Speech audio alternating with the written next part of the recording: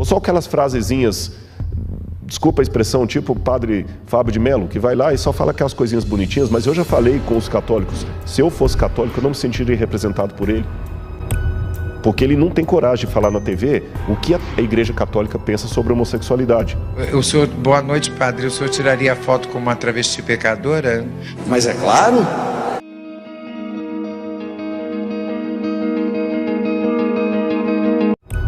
Porque ele não tem coragem de falar na TV o que a Igreja Católica pensa sobre a homossexualidade. Eu acho que um padre tem que ser uma pessoa mais reservada. Não vejo nada demais. Ele pode ficar ao lado de quem ele quiser. Tanta coisa para tirar foto, vai tirar logo com quem? Porque ela é travesti ou porque ele é padre? Não estou entendendo. É uma coisa que cai no mundo, né? E ele deve ficar fora do mundo e não no mundo. Jesus não era amigo da Madalena, que inclusive livrou-a de ser apedrejada? Não vejo nenhum problema. Os pessoas começaram a se encorajar para tirarem foto comigo. E ele lá do fundo olhando. Aí, minha gente, quando de repente eu só vi a sombra dele na minha direção.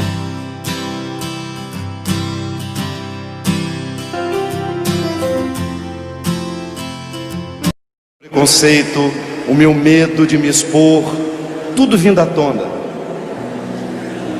Que coisa horrorosa isso em nós, não é? Como se eu fosse melhor, ou como se a presença dele do meu lado.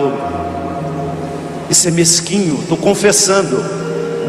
É vergonhoso o que eu estou dizendo para vocês. Eu senti isso.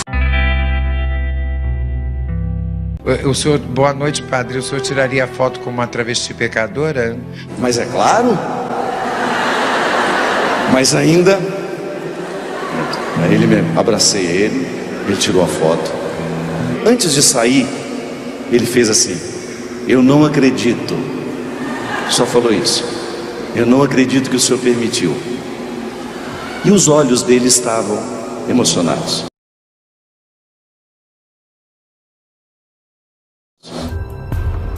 Só fala de aceitação, aí é fácil. Eu vou à Igreja Batista, Presbiteriana, Metodista, falo na USP, falo em lugares de ateus, de evangélicos, católicos, mas eles sabem que quem está indo ali é um adventista do sétimo dia e que tem ideias diferentes. Eu não escondo quem eu sou. Eu aprendi a discordar com classe, por isso que eles continuam me chamando. Mas eu não nego a minha identidade, nem tenho vergonha dela, falando apenas as verdades que agradam, para não receber dislikes nem lacração na internet. Ao mesmo tempo que eu respondo por que eu estou agradecendo de público, eu quero responder uma outra pergunta que muita gente faz nos comentários. Por que você defende tanto a igreja? Sabe, por que eu defendo a igreja? Em primeiro lugar, eu não defendo a igreja é de Cristo. E Deus não precisa de advogado, precisa de testemunha. Eu não defendo a igreja. Eu dou o testemunho do que a igreja fez na minha vida. E eu repito para você, eu já falei isso em outros sermões e repetição é aprendizado. Eu tive decepções com a igreja. Eu vi na igreja bons e maus exemplos. Eu vi vícios e virtudes. Recebi fogo amigo, a ponto que eu posso testemunhar para você que em algumas situações, principalmente dentro do corpo ministerial, às vezes a obra é o único exército que atira nos próprios feridos. E por que eu não desisti da igreja? Por que apesar de todas essas experiências negativas, eu falo bem da igreja? Por sua causa. Isto, por sua causa, por causa da Bene. Há muitas pessoas na igreja que sempre me trataram muito bem, com muito carinho. E eu aprendi algumas coisas na vida. Em primeiro lugar, eu não vou ser oculista de remela. Hoje na internet eu vejo, eu até coloquei isso no meu Instagram esses dias, há pessoas que são especialistas em ser oculistas de remela. Ele não vê a íris do olho, ele só fica pegando a remela ali, jogando, com ironia. A remela, a remela. Em segundo lugar, eu aprendo que, de acordo com a Bíblia, eu tenho que denunciar são os pecados do mundo. É isso que eu tenho que denunciar. Eu tenho que me posicionar contra o mundanismo, contra essas coisas. Agora, ficar só detonando com a igreja, que é a menina dos olhos de Deus, é um pouco perigoso. Sabe por quê? Eu vou dizer você por quê. E eu estou tomando o exemplo da Bene aqui apenas para criar o quebra-gelo do que eu quero dizer nessa introdução aqui.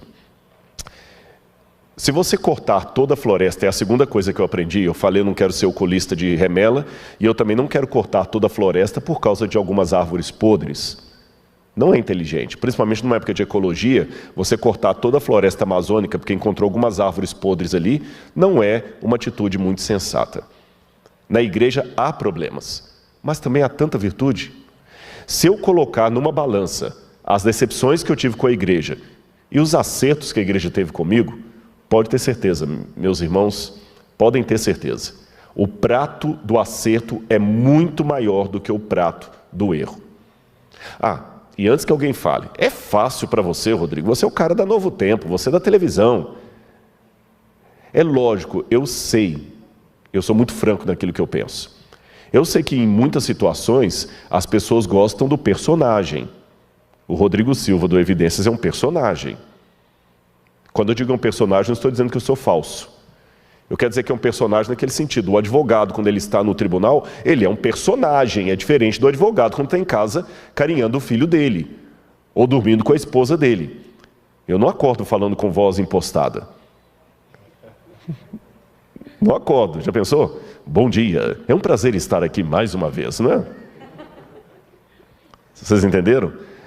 Mas a despeito de eu saber que muitas pessoas acabam mirando no personagem, essa igreja que eu estou dando testemunho para você, cuidou do ser humano por detrás do personagem. Eu me lembro, quando eu estava, por exemplo, na colportagem, lá em Belo Horizonte, eu colportava, e para quem não sabe o que é colportagem, em outras palavras, vender livros de porta em porta, para fazer duas coisas ao mesmo tempo, ganhar o seu ganha-pão e pregar o evangelho através de bons livros que as pessoas compram. E eu, no meu caso, queria pagar a minha faculdade.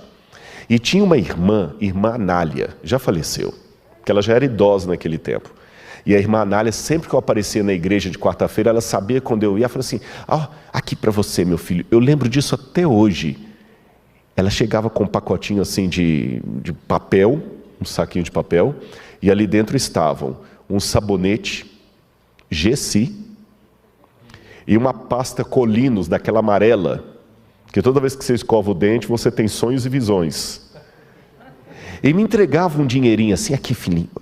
Eu não sei dizer qual o dinheiro, porque eu estou falando de 1990, 1989, ainda era o plano cruzado ainda, nem lembro qual era o dinheiro do Brasil na época, não era o real.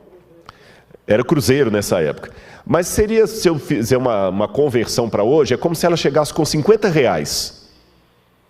E ela me entregava assim, aqui ó. E eu agradeci, e ela falou assim, estou investindo no futuro ministério. Deus vai te abençoar, meu filho. Se eu disser que a igreja não presta por causa daqueles que me apunhalaram, eu estou dizendo que a irmã Anália não presta. Você percebeu como é que isso é grave? Por isso que eu falei, meu amigo, desculpe. Se você está seguindo pessoas na internet que amam ser médicos de remela, desculpe, esse aqui prefere ser um oculista da íris. Não estou negando que a remela exista. Mas para que eu vou ficar preocupado com o espinho se eu tenho a rosa para cheirar? Não sou alienado. E antes que você fale assim, é vendido, é porque você trabalha para a associação, meu amigo, desculpe. Eu tenho 2 doutorados, e um pós-doutorado e 2 faculdades. Em termos profissionais, eu não preciso da igreja adventista. Se fosse profissão por profissão, eu já recebi propostas para ganhar muito mais. Em 2015, eu recebi uma proposta para trabalhar numa universidade, não vou falar qual, que o sujeito perguntou quanto que eu ganhava na obra com todos os auxílios e queria pagar o dobro para eu ficar lá dando uma aula. Então não é por questão financeira que eu estou aqui. É que eu faço programa, escrevo livro, dou palestra. Quanto que eu estou cobrando da igreja para dar essa palestra aqui? 0.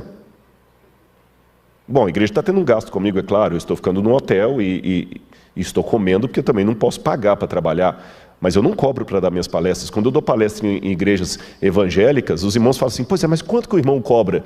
Não cobro. É um susto Tem uma irmã batista ali, ela sabe, é um susto quando o pregador fala que não cobra. Eu falei, não, a única coisa que eu cobro são as minhas despesas para chegar até aí. E é lógico, por ser do NASP, tem que ter uma burocracia para me levar, porque são muitos convites, eu não consigo atender nenhum por cento dos convites que eu recebo. Então não é comigo, por isso que não adianta mandar e-mail para mim, é com o NASP. Tem uma burocracia porque é muita gente para atender. Vocês perceberam? Então não venham jogar na minha cara que eu sou vendido porque eu sou funcionário da associação, que você está me ofendendo.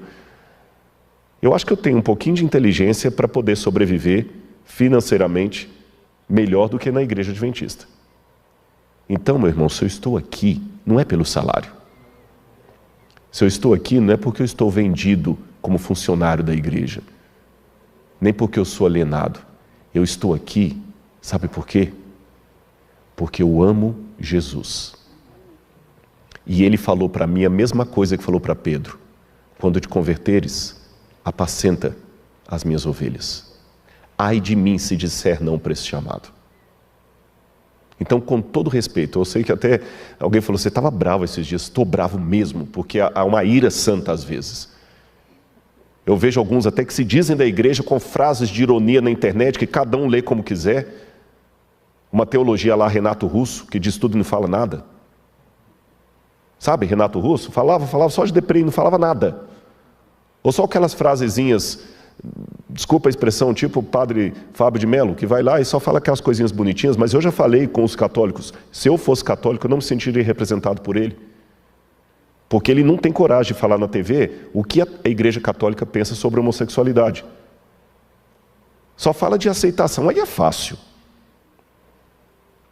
Eu vou à igreja batista, presbiteriana, metodista, falo na USP, falo em lugares de ateus, de evangélicos, católicos, mas eles sabem que quem está indo ali é um adventista do sétimo dia e que tem ideias diferentes. Eu não escondo quem eu sou.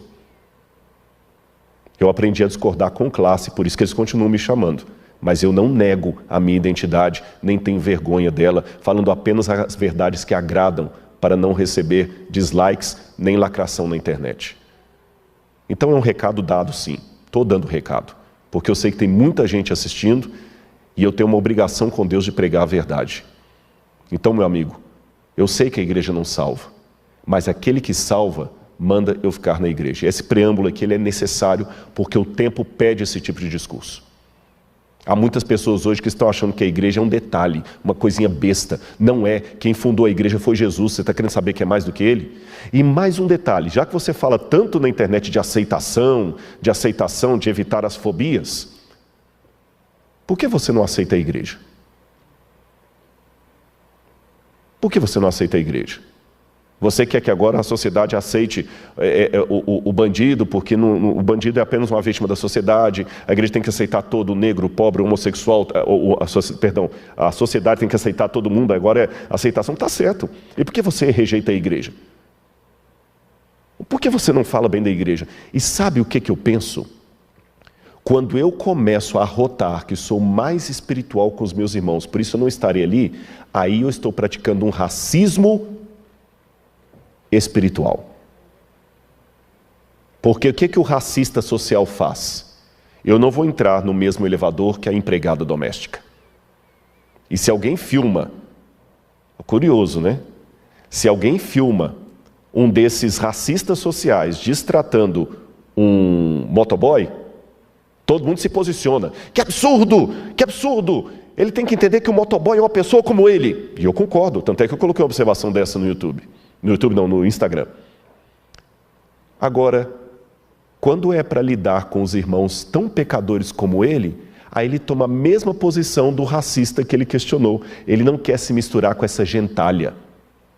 Quando você fala que não quer ir à igreja, que tem problemas demais lá, sabe o que você está dizendo? Eu sou bom demais para eles.